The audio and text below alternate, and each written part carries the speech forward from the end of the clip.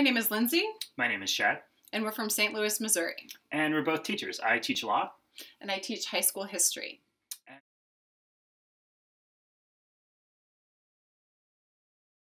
Lindsey, how has it changed you? So I have moved completely online. Students after spring break were told that we would be doing virtual lessons. And so I've been using our learning platform software, uploading lessons, and students are completing activities on their own every day for my classes.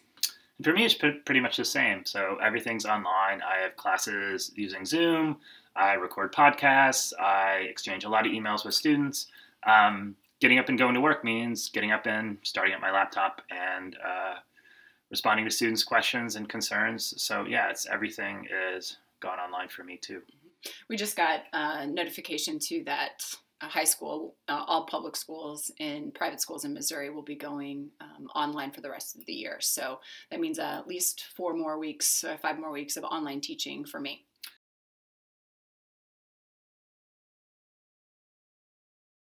I think what we both really miss is just meeting with our students on a day-to-day basis and really seeing their reactions.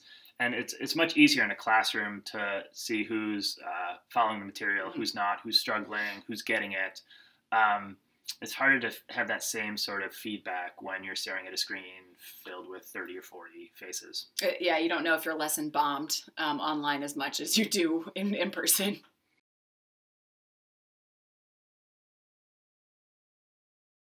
Yeah, and you lose track of some people. That is compensated somewhat by the fact that I've gotten to know a lot of my students better on sort of a human level. We're all sort of struggling through this together.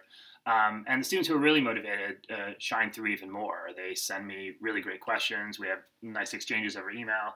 They're helping me on some research projects I'm doing. So that's been sort of really gratifying to see their commitment to learning and education kind of coming through.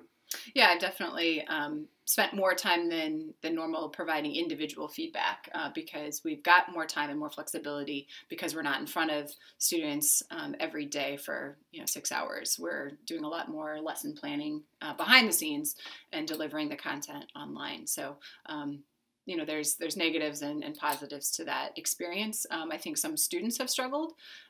It's a lot of motivation, a lot of self-motivation to read the directions carefully and make sure they've got all the tools that they need to accomplish the tasks that their teachers are setting out for them. Yeah, it's definitely a shift. And I guess along the way too, I'm like most people, we're taking a lot more walks, doing a lot more cooking at home, trying to learn how to cut our hair by ourselves with varied measures of success. Yeah. So, yeah. This is definitely a historical experience. Being a history teacher, it's going to definitely be interesting to see how this all shakes out and what changes really do occur because of this global pandemic, and especially the way that it's hit America the hardest so far in terms of just sheer numbers of cases.